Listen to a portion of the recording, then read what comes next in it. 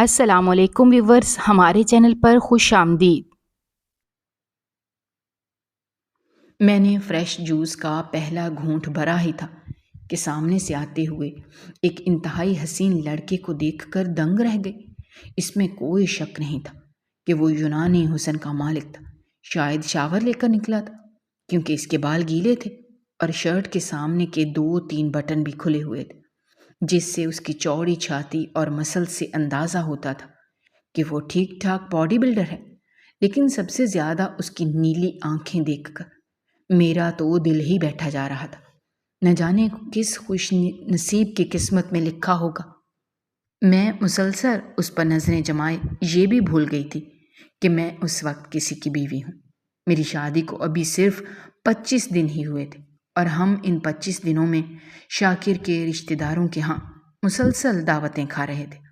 یہ ان کی خالہ کا گھر تھا اور یہ یقیناً ان کی خالہ کا ہی بیٹا ہوگا، لیکن میں تو اپنی شادی شدہ سٹیٹس بھی اسے دیکھ کر ایک لمحے میں بھول گئی تھی۔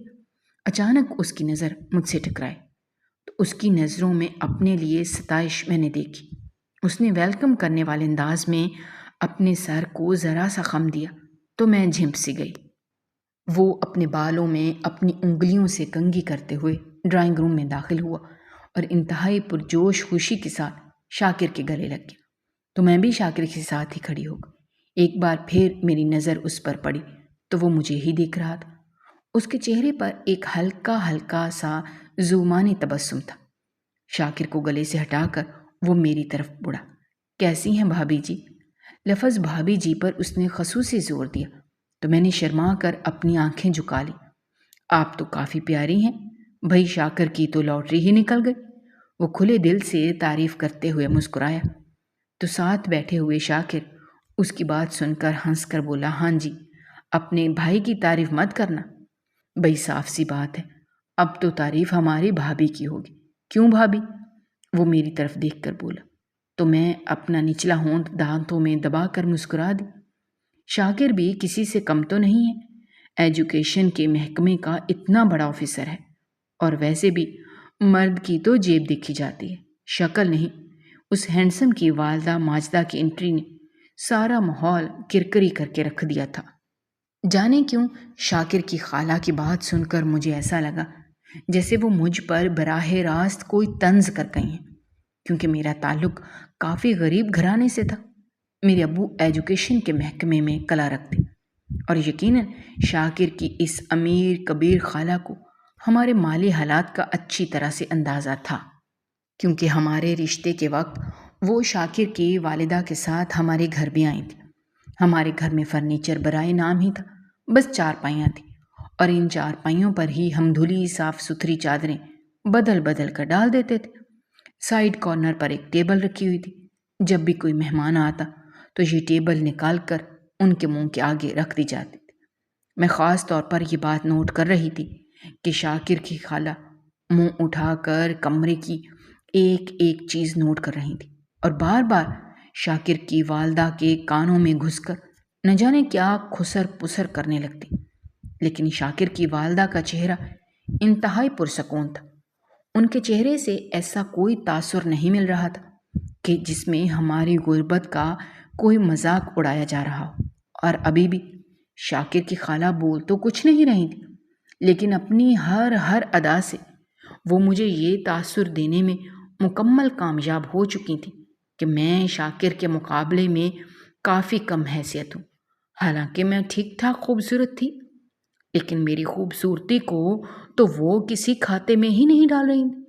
میں شاکر کے کئی رشتہ داروں کے گھر سے دعوت کھا کر بیٹھی تھی، لیکن شاکر کی خالہ کے گھر بیٹھنا میرا محال ہو گیا تھا۔ ان کے ہر انداز سے اپنی امیری کو لے کر تکبر جھلک رہا تھا۔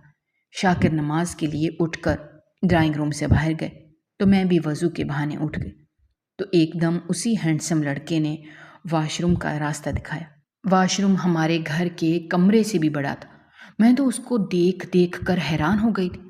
واقعی یہ لوگ تو بہت امیر ہیں، جن کے باتھ روم میں اتنی سہولتیں ہوں، ان کا پورا گھر کیسا ہوگا؟ پھر اچانک ہی مجھے اس ہینڈسم لڑکے کا خیال آیا تو میں سوچ میں ڈوب گئی۔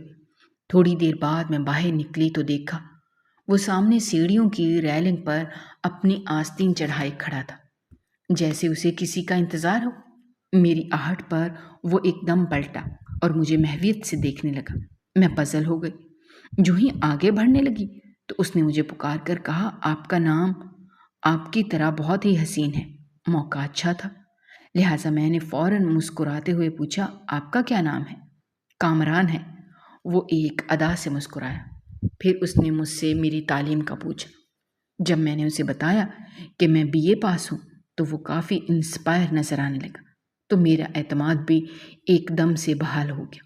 باتوں باتوں میں اتنا تو میں جان گئی تھی کہ وہ مجھے پہلی ہی نظر میں پسند کر گیا ہے، کیونکہ اس نے جب اچانک مجھے کہا کہ کاش آپ مجھے پہلے نظر آئی ہوتی تو میں سر جان کی بازی لگا کر آپ کو حاصل کر لیتا۔ اس کی یہ بات تو ہنستے ہنستے کہی تھی، لیکن میرے دل کو جا لگی۔ میرے دل میں بھی تو یہی ارمان جاگ رہے تھے، بس میرے اندر کے جذبات کو زبان اس نے دے دی تھی۔ ہمیں یہاں باتیں کرتے ہوئے تقریباً 1 گھنٹے سے اوپر ہو چکا تھا کہ اچانک اس نے مجھ سے میرا نمبر مانگ لیا۔ شاکر نے مجھے ابھی کچھ دن پہلے ہی ایک بالکل نیو ماڈل کا موبائل لا کر دیا تھا۔ مجھے اسے اپنا نمبر دینے میں لمحہ بھر بھی تامل نہ ہوا اور میں نے جھٹ پٹ اسے اپنا نمبر دے دیا۔ اس کی کسی بات پر میں نے جب زوردار کہکا لگایا تو اچانک اس کی امی سیڑھیوں پر ٹھٹک کر رک گئی اور وہیں سے بولی، ارے تم تو یہیں پر کھڑی ہو؟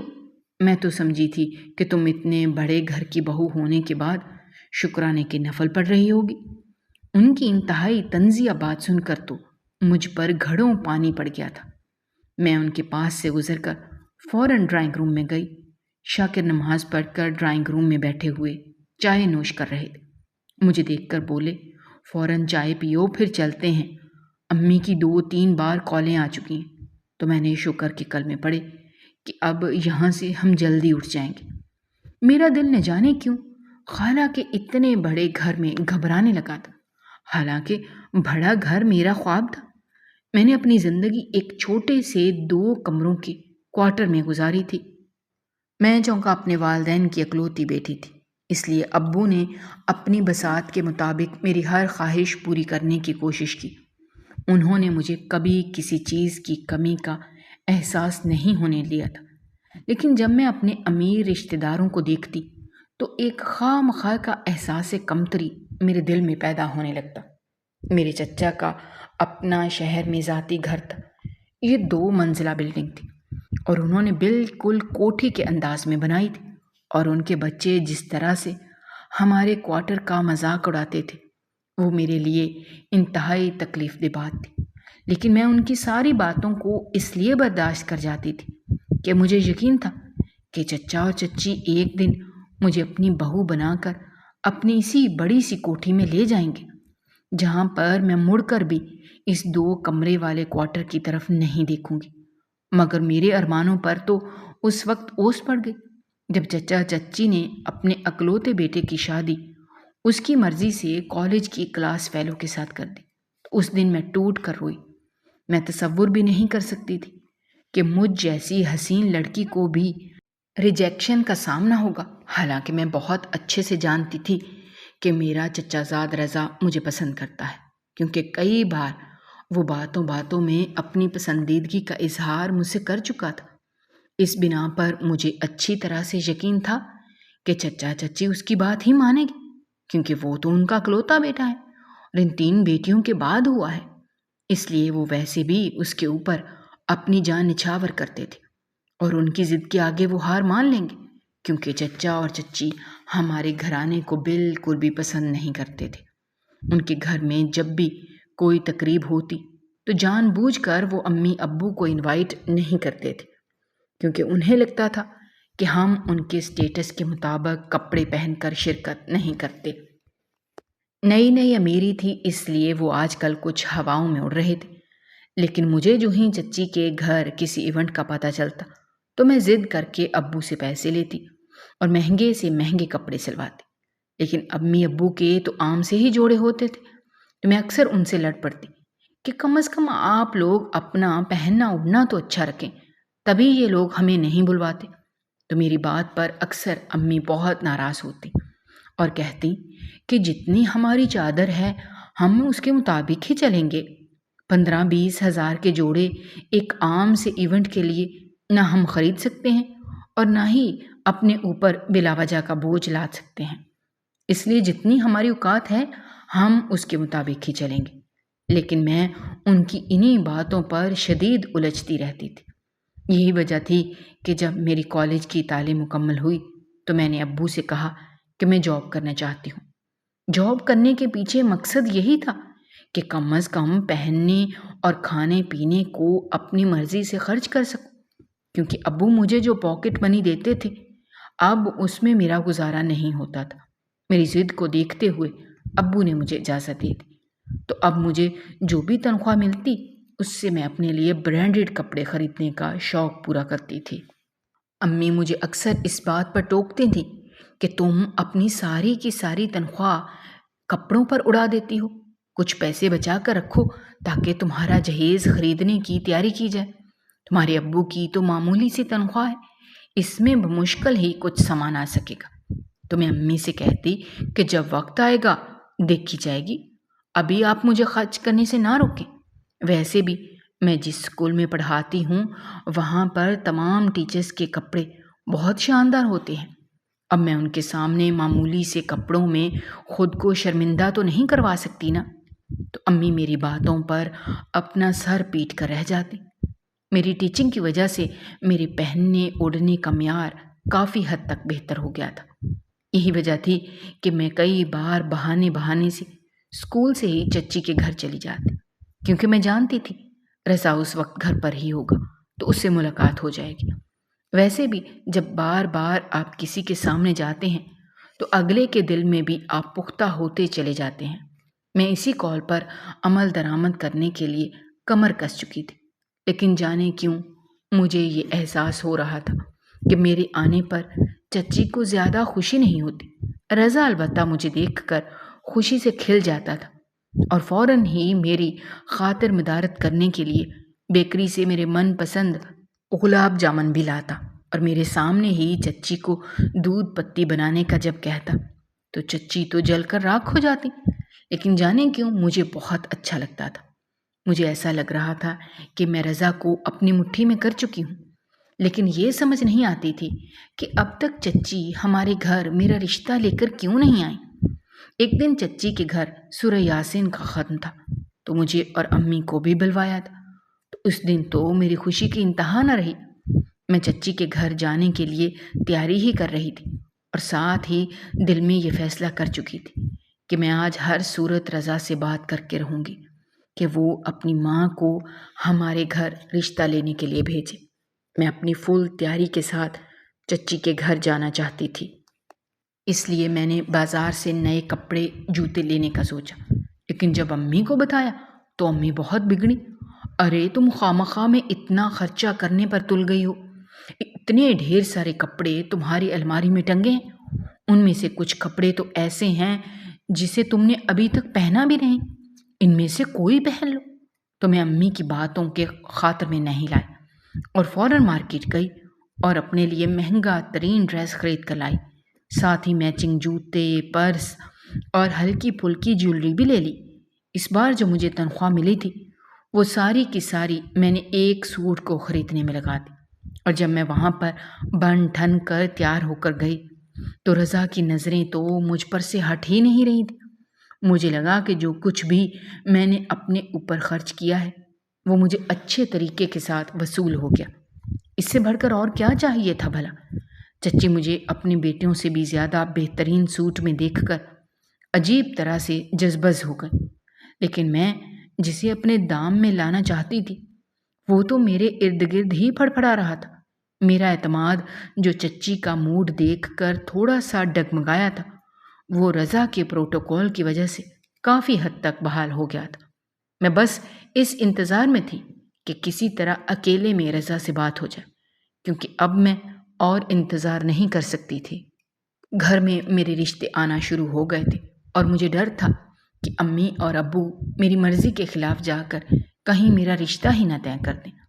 ویسے بھی امی مجھ سے آج کل کافی متنفر سی رہنے لگی تھیں۔ وہ مجھے اکثر کہتی کہ تم کافی بدل گئی ہو، اتنا مت بدلو کہ آئینے میں اپنے آپ کو دیکھ بھی نہ سکو۔ وہ ہر وقت مجھے قناعت شعری کے درس دیتی رہتی تھیں، جنہیں میں ایک کان سے سن کر دوسرے سے نکال دیتی تھی۔ میرا زندگی کا نظریہ یہ تھا کہ آپ کو زندگی ایک ہی بار ملتی، لہٰذا جو بھی پسند ہے اس کے مطابق زندگی گزارو اور وہ سب کچھ لے لو جو آپ چاہتے ہو۔ لیکن میں امی کو یہ بات نہیں سمجھا سکتی تھی۔ مجھے لگتا تھا کہ امی واقعی پرانے دور کے خیالات کی مالک ہیں، وہ کبھی ایک انچ بھی اپنے نظریے سے نہیں ہٹیں گی۔ اس لیے میں ان سے زیادہ بحث نہیں کیا کرتی تھی، بلکہ خاموشی سے جو کرنا ہوتا تھا وہ کر لیا کرتی تھی۔ میں اپنے حصے کا سپارہ پڑھ چکی تھی اور اب بھی ادھر ادھر نظریں دوڑا کر موقع کی تلاش میں تھی کہ کسی طرح رضا سے بات کی جائے، کیونکہ چچی کے گھر آنے کے لیے مجھے بہانوں کی تلاش رہتی تھی۔ ابھی تو چچی نے ہمیں خود بلایا تھا تو ہم ان کے گھر گئے، دوسری صورت میں دور دور تک مجھے ان کے گھر دوبارہ آنے کے لیے کوئی ایسا بہانہ سوجھ نہیں رہا تھا۔ اس لیے میں نے دل ہی دل میں یہ پکا ارادہ کر لیا تھا کہ میں ہر صورت آج رضا سے بات کر کے رہوں گی۔ لیکن رضا سے بات کرنے سے پہلے ہی میرے 14 طبق روشن ہو گئے۔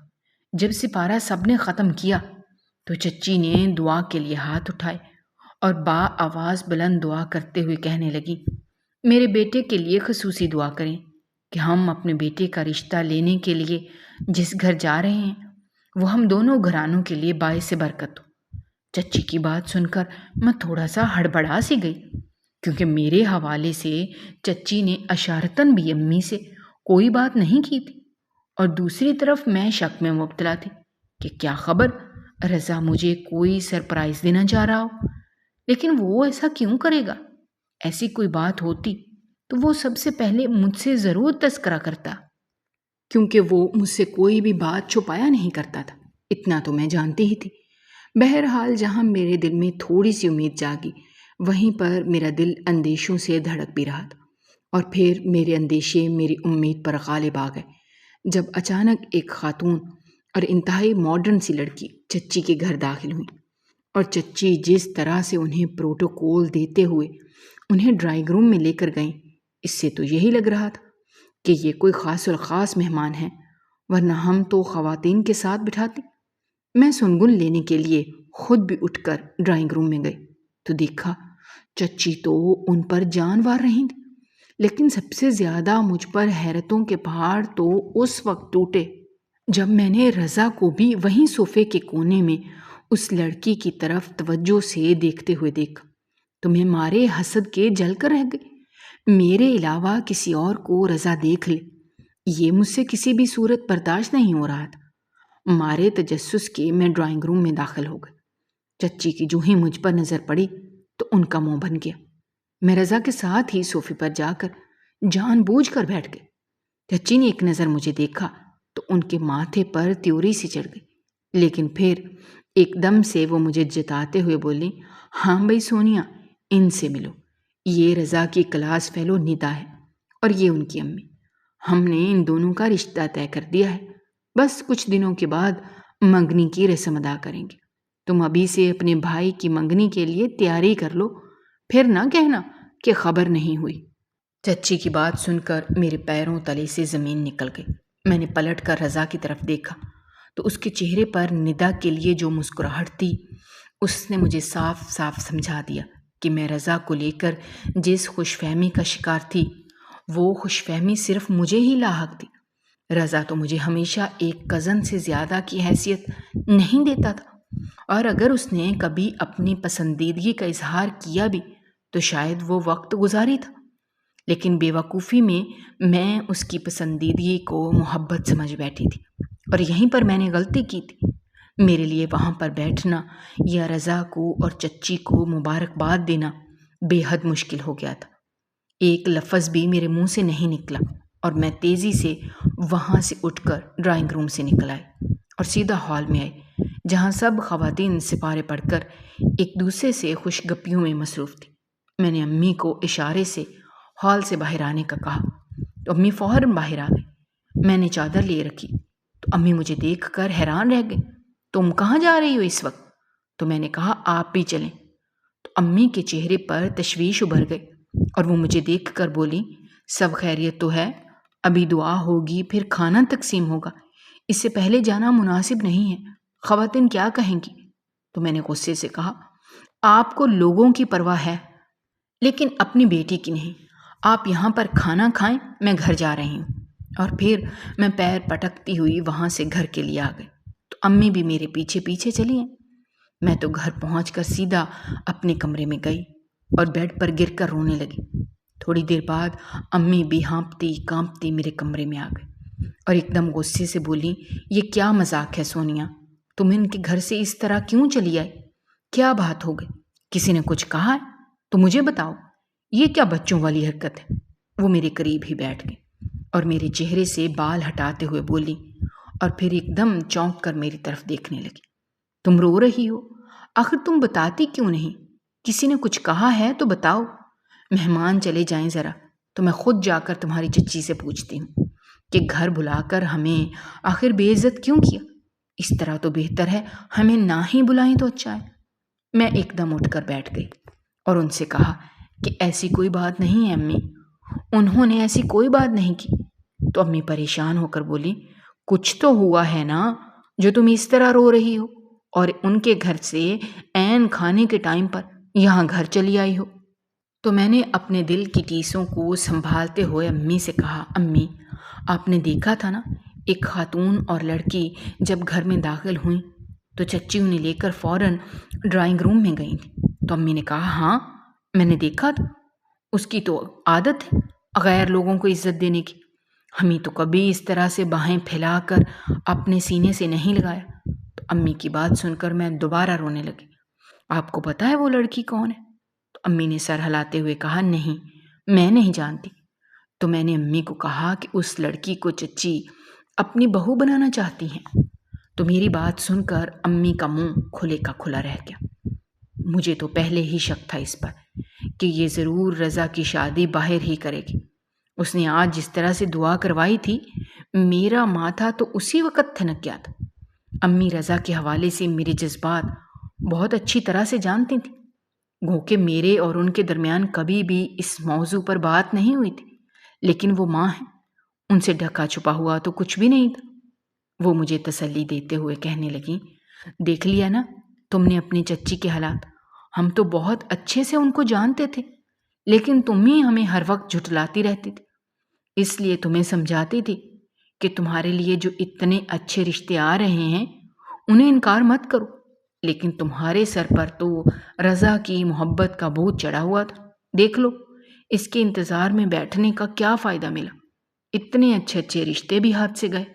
لیکن اب کان کھول کر سن لو، اب میں تمہاری کوئی بات نہیں سنوں گی، رشتے والی جمیلہ آنٹی سے میں دوبارہ بات کروں گی۔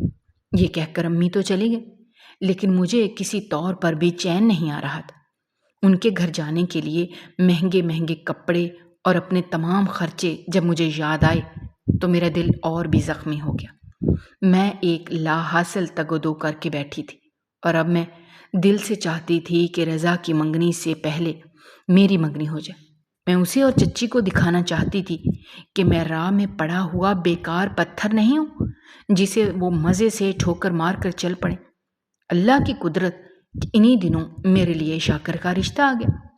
وہ ایجوکیشن کے محکمے میں ایک بہت بڑا افسر تھا، شکل و صورت کا بھی بس ٹھیک ہی تھا، گھر ذاتی تھا، نند دیور کا کوئی مسئلہ نہیں تھا کیونکہ وہ اپنے ماں باپ کا اکلوتا بیٹا تھا، ساس سسر بھی کافی عمر کے تھے۔ بہرحال مجھے مجموعی طور پر یہ لوگ کافی اچھے لگے۔ میں نے تو پہلی نظر میں ہی شاکر کو دیکھ کر دل ہی دل میں اوکے کر دیا اور امی کو بھی صاف صاف کہہ دیا کہ مجھے یہ رشتہ ہر صورت میں منظور ہے۔ میری بات پر امی خوش ہو گئے اور یوں میرا رشتہ مہینے کے اندر اندر طے ہوا اور میں رخصت ہو کر شاکر کے گھر آ گئی۔ میں بہت خوش تھی کیونکہ جیسا گھر میں چاہتی تھی مجھے ویسا ہی ملا تھا۔ شاکر ایک بہت ہی اچھا انسان ثابت ہوا۔ مجھے اپنی چھوٹی چھوٹی خواہشوں کے لیے جاب کرنی پڑتی تھی لیکن اب شاکر میں سے منہ سے نکلی ہر خواہش کو منٹوں سیکنڈوں میں پوری کر دیتا اور وہ میرا اتنا تابع دار نکلے گا میں تو سوچ بھی نہیں سکتی تھی۔ وہ میرے لیے تو اچھا ہی تھا، لیکن میرے والدین کو بھی جس طرح انہوں نے داماد کے بجائے بیٹا بن کر دکھایا، اس کی تو جتنی تعریف کی جائے کم تھی۔ سب باتیں اس میں بہت اچھی تھیں، لیکن وہ رضا جتنا خوبصورت نہیں تھا۔ اس کا احساس مجھے اٹھتے بیٹھتے ہونے لگا تھا۔ جب بھی میں اپنے کسی دوست کے گھر ان کو لے کر جاتی، یا اگر کبھی کسی ریسٹورنٹ میں ہم کھانا کھانے جاتے، تو لوگوں کی آنکھوں میں ہم دونوں کپلز کے لیے حور کے پہلو میں لنگور جیسا تاثر جب میں دیکھتی تو پہلو بدل کر رہ جاتی۔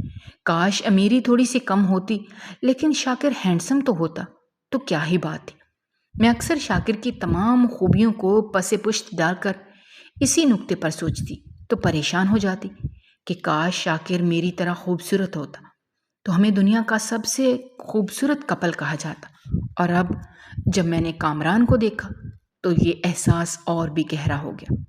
شاکر تو تھک کر سو گیا تھا اور اس کے خراٹے پورے کمرے میں گونج رہے تھے، جبکہ میں جاگ رہی تھی اور مسلسل کامران کے بارے میں سوچ رہی تھی کہ اچانک واٹس ایپ پر مجھے میسیجز کے نوٹیفیکیشن آنے لگے۔ میں نے چیک کیا تو دیکھا کہ کامران نے مجھے انتہائی رومانٹک شاعری بھیجی ہوئی تھی۔ کہیں پر بارش کی ویڈیو، کہیں پر کپلز کی رومانٹک چائے کی ویڈیو۔ یہ سب بھیجنے کا آخر کیا مقصد تھا؟ میں بہت اچھی طرح سے جان رہی تھی وہ یقیناً رات کے اس پہر مجھے مس کر رہا تھا۔ میں نے ایک نظر بغل میں سوئے ہوئے شوہر کی طرف دیکھا اور پھر دل کے ہاتھوں مجبور ہو کر میں نے کامران کے میسیجز کا رپلائی دینا شروع کر دیا، اور پھر تو جیسے یہ سلسلہ ہی چل نکلا۔ شادی کے چند دنوں بعد ہی مجھ پر کامران کے عشق کا بھوت سوار ہو گیا۔ جس محبت کا حقدار میرے خامد کو ہونا چاہیے تھا، وہ اب اس کے کزن جو انتہائی خوبرو تھا، میری محبت کا مرکز نگاہ بن گیا۔ اب میرے اور کامران کے درمیان بات صرف میسیجز تک نہیں رہی تھی، بلکہ ہم دونوں ایک دوسرے کو کال بھی کرتے تھے۔ میں جب اس سے بات کرتی تو مجھے لگتا کہ میرا دل میرے ہاتھوں سے نکلا جا رہا ہے۔ میں اس کی محبت میں باولی ہوتی جا رہی تھی کہ مجھے اپنے شوہر کے ساتھ تعلق اب ایک بوجھ لگنے لگا تھا۔ میرا دل چاہتا تھا کہ میں کسی طرح سے اب ان سے چھٹکارا حاصل کر کے کامران کی ہو جاؤں، لیکن مجھے کچھ سمجھ نہیں آتی تھی کہ میں یہ سب کیسے کروں۔ کامران مجھے کئی بار نکاح کی آفر کر چکا تھا اور بار بار مجھے شاکر سے طلاق لینے کا کہتا۔ قسمت مجھ پر ایک بار پھر سے مہربان ہو رہی تھی۔ میں جو اپنے ساتھ چلتے ہوئے ہم سفر کو انتہائی خوبصورت دیکھنا چاہتی تھی، قسمت نے اسے بازو سے پکڑ کر میرے سامنے لا کھڑا کیا تھا، تو میں کیسے اس موقع کو گواتی۔ لیکن مصیبت یہ تھی کہ شاکر ایک انتہائی اچھا شوہر تھا، اسے چھوڑنے کی میرے پاس کوئی معقول وجہ بھی نہیں تھی۔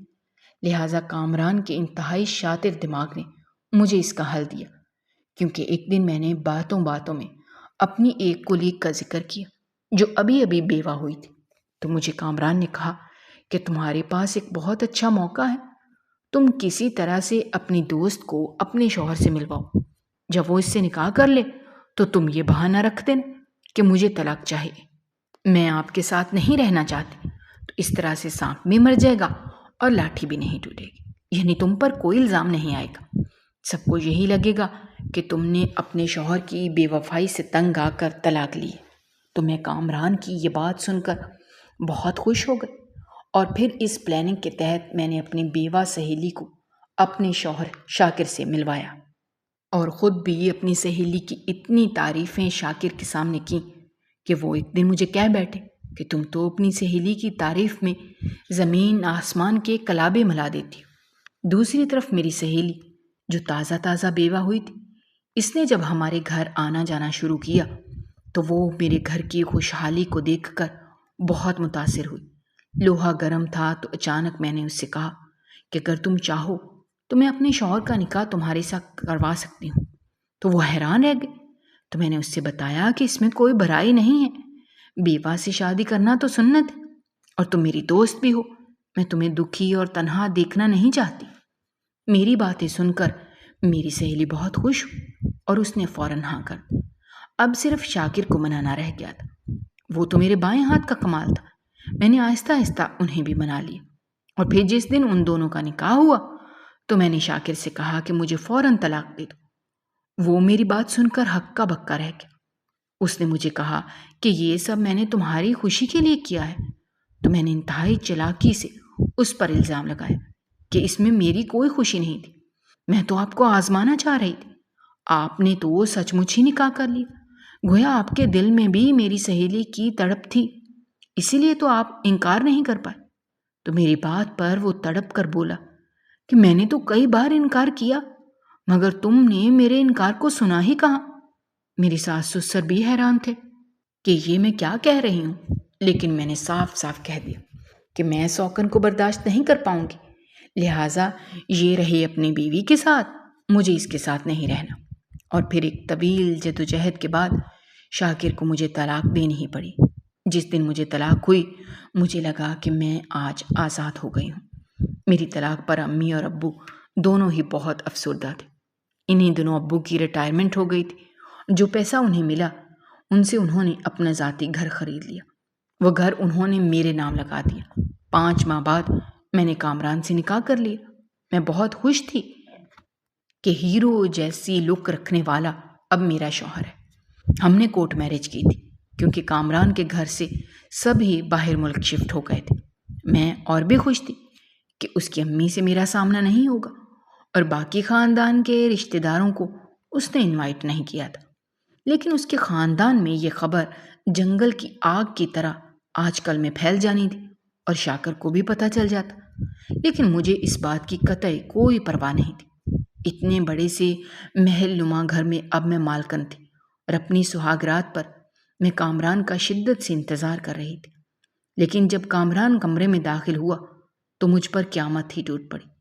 جب کامران نے کمرے میں آتے ہی میرے سامنے ایک کاغذ رکھا اور مجھے کہا کہ اس پر سائن کر دو۔ جب میں نے اس سے پوچھا کہ یہ کیسا کاغذ ہے، اس پر کیوں سائن کروں، تو اس نے کہا تمہارے ماں باپ نے تمہارے نام جو مکان کیا ہے وہ تم میرے نام ٹرانسفر کرو گے، یہ اسی سلسلے کے کاغذ ہیں۔ تو میں اس کی بات سن کر ہکا بکا رہ گئی۔ میں نے اسے صاف صاف کہہ دیا کہ میں کسی صورت بھی سائن نہیں کروں گی۔ تو وہ مجھ پر بگڑنے لگا اور پھر زبردستی مجھ سے کاغذ پر سائن کروائے، اور امی ابو کے گھر کی طرف سے میں نے جو بھی زیور پہن رکھے تھے وہ سب اس نے اتروا لیے، اور بریف کیس میں رکھ کر وہ کمرے سے باہر چلا گیا۔ میں اب تک شوق کی حالت میں بیٹھی تھی کہ یہ آخر میرے ساتھ ہوا کیا ہے۔ جب حواس تھوڑے بحال ہوئے تو میں نے گھر میں امی ابو کو کال کی اور انہیں ساری بات کے بارے میں بتایا۔ انہوں نے کامران کے والدین سے بات کی تو ہمارے پیروں تلے سے زمین ہی نکل گئی۔ انہوں نے کہا کہ کامران کو اس کی حرکتوں کی وجہ سے ہم نے جائیداد سے بہت پہلے آگ کر دیا تھا۔ اس نے کئی لوگوں کے پیسے کھائے، فراڈ کیا، پولیس اس کے پیچھے لگی ہوئی ہے۔ وہ آج نہیں تو کل پکڑا جائے گا اور اسے اپنے کرموں کا حساب دینا پڑے گا، لیکن ہم اس کے کسی بھی عمل کے ذمہ دار نہیں ہیں۔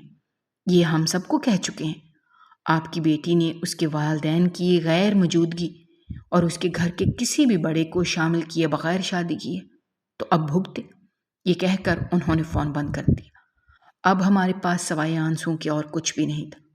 امی میری وجہ سے بے حد تنگ تھی۔ کرائے کے گھر میں رہ کر وہ مجھے اکثر کہتی کہ تمہاری ناعاقبت اندیشی کی وجہ سے تمہارا بسا بسایا گھر برباد کر ڈالا۔ آج میں بالکل اکیلی کرائے کے گھر میں وقت گزار رہی ہوں۔ میری امی اور ابو کچھ عرصے کے بعد فوت ہو گئے تھے۔ اپنی زندگی کی گاڑی کو چلانے کے لیے میں نے ایک اسکول میں پڑھانا شروع کر دیا ہے، لیکن اپنی نفسیاتی الجھنوں کے چلتے ہوئے میں زیادہ دن تک کسی ایک جگہ پر ٹک کر نہیں پڑھا سکتی۔ لیکن اس اسکول میں مجھے ایک عرصہ ہو گیا تو مجھے بعد میں پتہ چلا کہ یہ اسکول شاکر کا ہے، اور اس نے اپنی پرنسپل کو میرے لیے خاص ہدایت کر رکھی ہے کہ میرے ساتھ نرمی کا سلوک کیا جائے۔ اس بات کو سن کر میں رو پڑی کہ میری طرف سے اتنے الزامات سہنے کے بعد بھی وہ شخص انسانی ہمدردی کا مجسم نمونہ بن کر میرے سامنے کھڑا ہے۔ اگر آپ کو ہماری کہانیاں پسند آ رہی ہیں تو ہمارے چینل کو سبسکرائب کیجیے، ویڈیوز پر کمنٹ کیجیے اور شیئر کیجیے۔ شکریہ۔